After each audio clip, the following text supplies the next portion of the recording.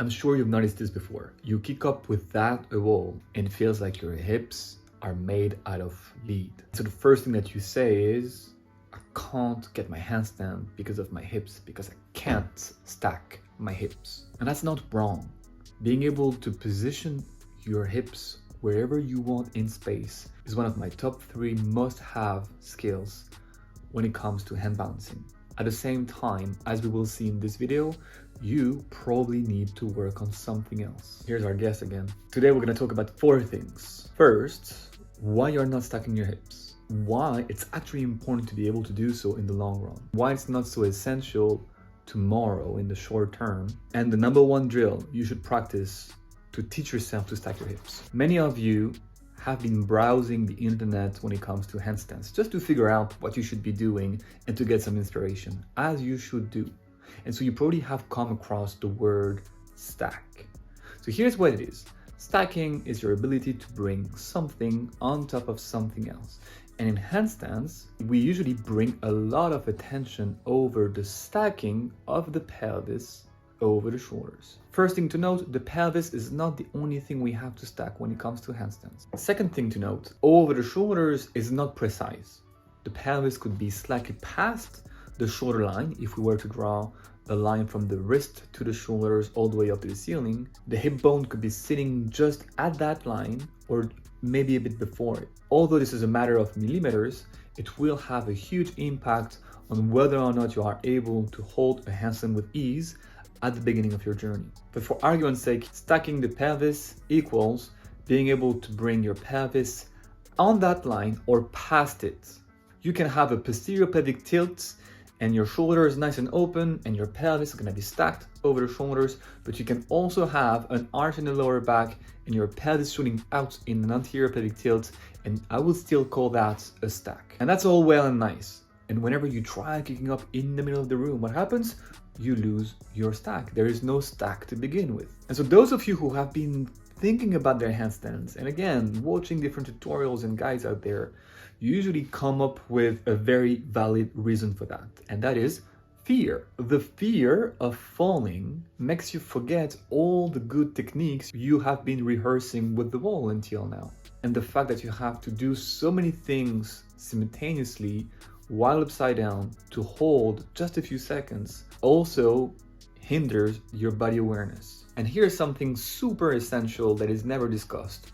The more stacked you are, the more the pelvis travels past the vertical axis, which is what we call piking. So the more piked you are, and the scarier things become. The main reason for that being how easy or not it is to recover from a failed handstand. And when we have the pelvis committed in the piked position, past the vertical axis, past the shoulder line, it's actually harder to bail out of that. And whether we know it or not at a conscious level, your body feels that and puts the brakes in and prevents you from stacking the pelvis in the first place. This is why you end up seeing, when you kick up freestanding, shoulders that are more closed, lines that look more like a planche or a banana, and in general, handstands that do not look at all like what you want to achieve and what you have been drilling day in and day out with the wall. And so the first thing I would do right now is to pause that video and record myself going upside down, freestanding, and see how far my pelvis goes or not. Understanding now that the hiatus between what I do with the wall or with the spotter and without the wall is mainly due to the fear that I'm experiencing and the concern I have over what could happen if I was to go too far. And so yes, sorry to break it to you, more back to the wall practice in safe conditions will actually not be enough to cut it and to be able to bridge that gap. As I was saying earlier, I do believe that being able to bring your pelvis wherever you decide, including in the stacked position or in the pike position, is one of the 3 things you should master when it comes to hand balancing. Knowing how to position your pelvis will open the doors to so many things you can achieve in handstands once you are able to freestand. For instance, you will be able to have fun with all the pike variations. The tuck, the frog, the diamond, the straddle, and the half seven, the seven, and all their little cousins. You'll be able to have fun with transitions, going from one piked position to the other, but also from straighter positions to piked positions, and vice versa. You will be able to add leg movements into that equation to start playing with dynamic versions of handstands.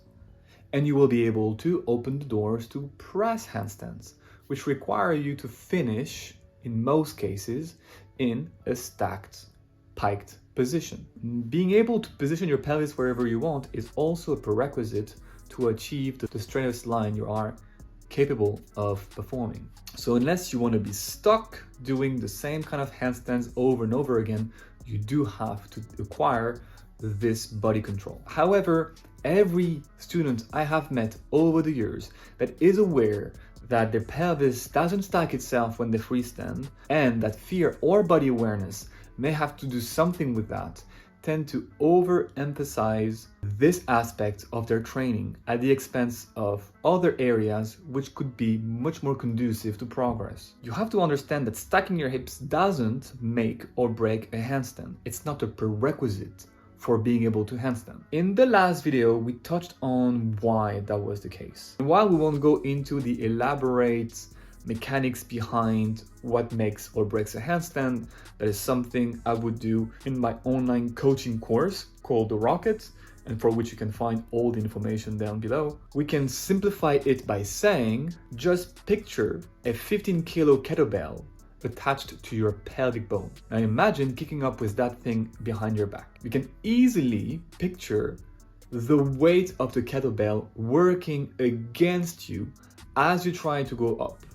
You can easily see how if the pelvis doesn't stack itself early enough in that kick-up process, the pelvis will end up working against you and dragging you down to the floor. You can also feel that if the pelvis goes too far out, the weight of it all will make you overshoot more and bail. And so, if the pelvis doesn't stack itself more or less well over the shoulders early enough in the kick-up, you will have to fight extremely hard to save that handstand, and that's more so the case for improvers and intermediates, or you will simply not be able to hold the handstand, and that's more so the case for beginners and improvers. So in order for you to improve the accuracy of your kick-up and the chances you have at holding a handstand, either with the wall or without the wall, there is value in improving your capacity at bringing your pelvis in the right positions. Also note that beyond the kicking up part, when it comes to balancing, in my experience, around one person over three will end up balancing easier in a piked position, which means that they will learn to balance with more ease a straddle, let's say, before they learn the feet together handstand. All this being said, as I have said in many videos before, you can absolutely hold a handstand in which the pelvis is not stacked. You simply need to figure out where the other kettlebells are in your body to counterbalance what the kettlebell around your bum tends to do to your alignment. And if you find yourself closing the shoulders quite a lot because you're not body aware enough, or because you're just too scared at the minute to bring your pelvis that far out, there may be value in you figuring that out rather than fighting against what you naturally do, as we will see right now. To recap things, there are two things at play. One, you have to conquer your fear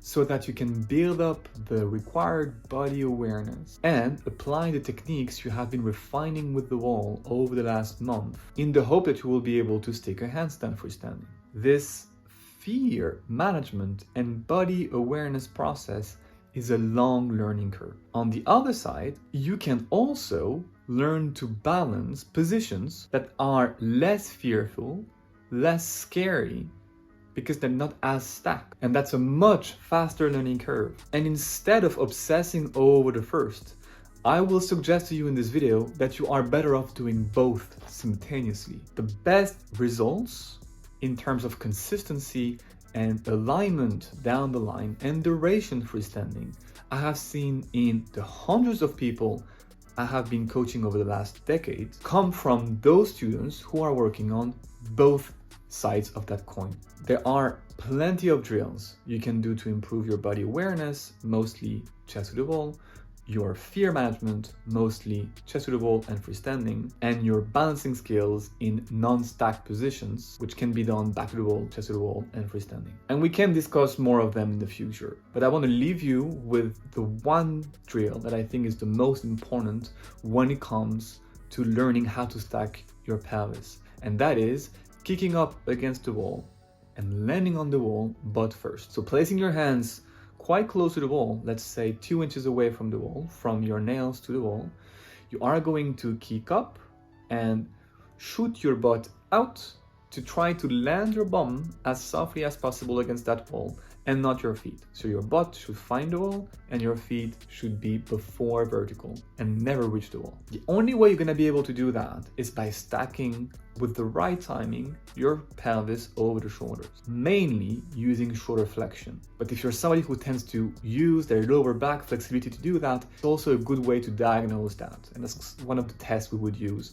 in my programs. Repetitions of that, trying to land as softly as possible, will teach you to stack. One caveat, however, if you have closed shoulders, you won't be able to perform this drill. And to know what you should do, if that's you, check the video I made just about that.